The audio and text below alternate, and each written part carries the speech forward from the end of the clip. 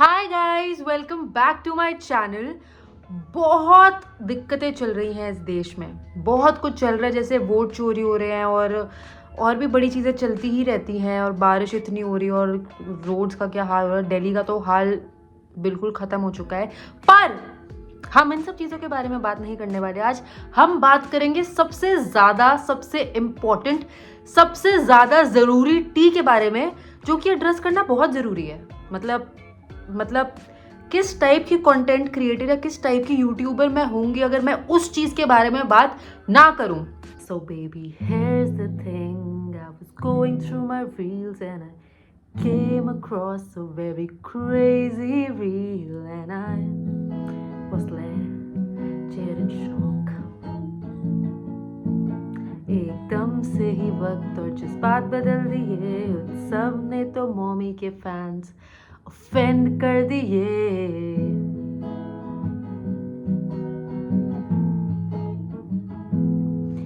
And here I am writing this rubbish song just to give my 2 cents cause the tea is really hot.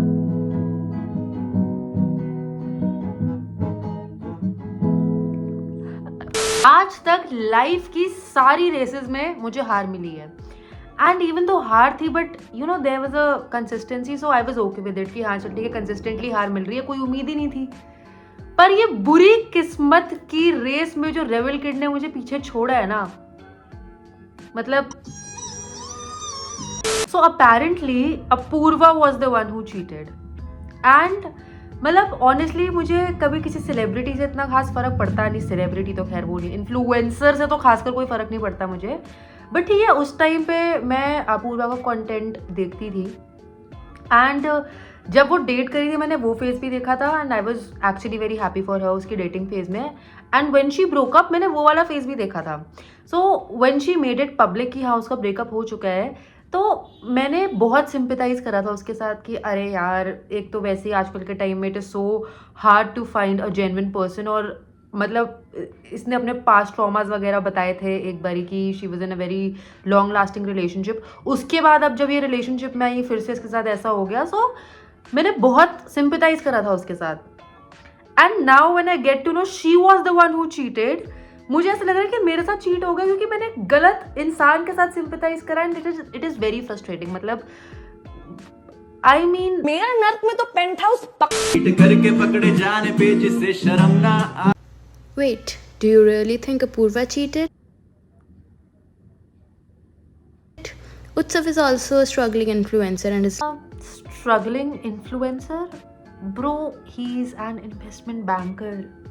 वो अगर influencing ना भी करे, वो Australia में एक बहुत अच्छी कंपनी, मुझे कंपनी का नाम नहीं याद आ रहा,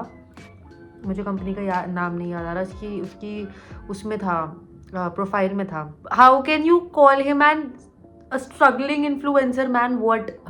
मेरा नर्क में तो penthouse I don't know if people get it or not, but this is not particularly about Apurva. But the thing is कि अगर आप एक influencer हो, there's this unsaid responsibility because a lot of people are idolizing you, a lot of people are following you. So basically influencer का मतलब यही है कि आपको उनको influence करना है, आप उनको influence कर रहे हो, ठीक है। So there is this unsaid responsibility on your head कि आप अगर इन्फ्लुएंसर हो तो एक करेक्ट इन्फ्लुएंस क्रिएट करो। And specially in case of Apoorva, a lot of young girls are idolizing her. उसको मॉमी का टैग भी दे रखा है कि भाई शी इज़ अ मदर और mommy and everything what ever.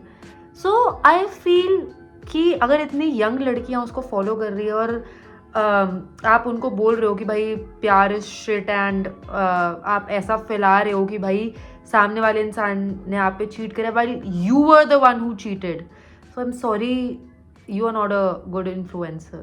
So guys, this is it from my side. I hope you like the video, or enjoy your life. Have an amazing day, have an amazing life, and yeah, bye bye.